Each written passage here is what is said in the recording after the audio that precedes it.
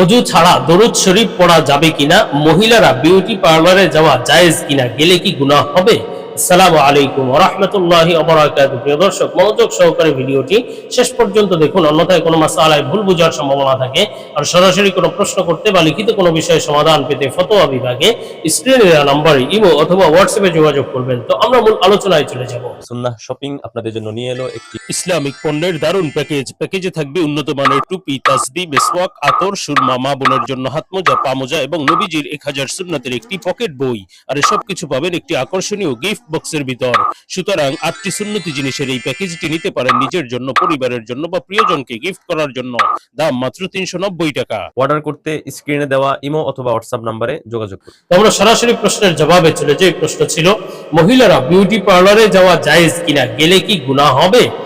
দেখুন, মহিলারা বিউটি পার্লারে যাওয়া যাবে কি যাবে না, জায়েজ কি জায়েজ না, এটা আসলে নির্ভর করে যে বিউটি পার্লারে গিয়ে সে কি কাজ করছে, কি করছে। এটা হলো একদিক। আরেকটি দিক রয়েছে যে বিউটি পার্লারে আসলে যাওয়াই উচিত নয়।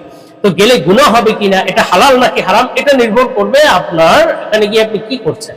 যদি ভুরু প্লাক করেন, যেটা হারাম, ভুরু প্লাক করা হারাম, তো আপনি বিউটি পার্লারে এই কাজের জন্য যেতে পারবেন না, এটা তো অবশ্যই গুনাহ হবে, বা ভুরু প্লাক করলে গুনাহ হবে। তেমনি ভাবে চুল যদি আপনি ছোট ছোট করে কেটে ফেলেন, সেটাও গুনাহ হবে। তেমনি ভাবে আপনি এমন কোনো ফেসিয়াল করলেন, এমন কোনো মেকআপ করলেন যেটার কারণে আপনার অজু হবে না, শরীরে কোনো আবরণ তৈরি হলো, হয়তো ট্যাটু অঙ্কন করলেন, বা এই সমস্ত বিষয়গুলো না, যে কোনো নাজায়েজ বিষয়ের জন্য আপনি পার্লারে যেতে পারবেন না। বিউটি পার্লারে বা যে কোনো পার্লারে যাওয়ার তো অবশ্যই গুনাহ হবে যদি আপনি গুনাহের কাজের জন্য যান বা গিয়ে যদি গুনাহের কাজ করেন।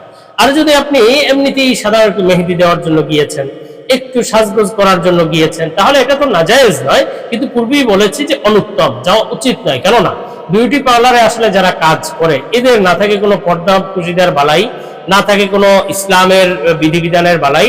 এরা যে আসে, ভুরু প্লাক করিয়ে দেয়, চুল কেটে দেয়, ট্যাটু করিয়ে দেয়, বা বিভিন্ন ধরনের হারাম কাজে এরা জড়িত থাকে। এদের কাছে সাজগোজের জন্য না যাওয়া উচিত। বরং আপনি যথাসম্ভব নিজের ঘরেই অথবা নিজের আপন জনের মাধ্যমে কিছুটা সাজগোজ করে নেন। বিউটি পার্লারে যাওয়া উচিত নয়। আর বেপর্দা নারীদের জন্য উচিত হলো বেপর্দা নারীদের সাথে পর্দা করা। যারা পর্দা পুশিদা করে না, তাদের থেকে পর্দা করে চলাটা উচিত। এটাই হলো আপনার ঈমান এবং রূহানি নূর সংরক্ষণ বা হেফাজতের মাধ্যম।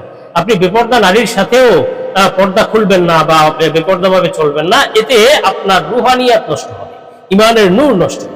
এই জন্য এই সমস্ত জায়গায় না গিয়ে বরং আপনার এই প্রয়োজনগুলো যথাসম্ভব ঘরেই করার চেষ্টা করুন। আর হারাম কাজের জন্য গেলে তো পুরোপুরি হারাম। আমরা পরবর্তী প্রশ্নের জবাবে চলে যাই। প্রশ্ন ছিল, অজু ছাড়া দরুদ শরীফ পড়া যাবে কিনা। দেখুন, দরুদ শরীফ পড়তে তো অজু করার প্রয়োজন নেই।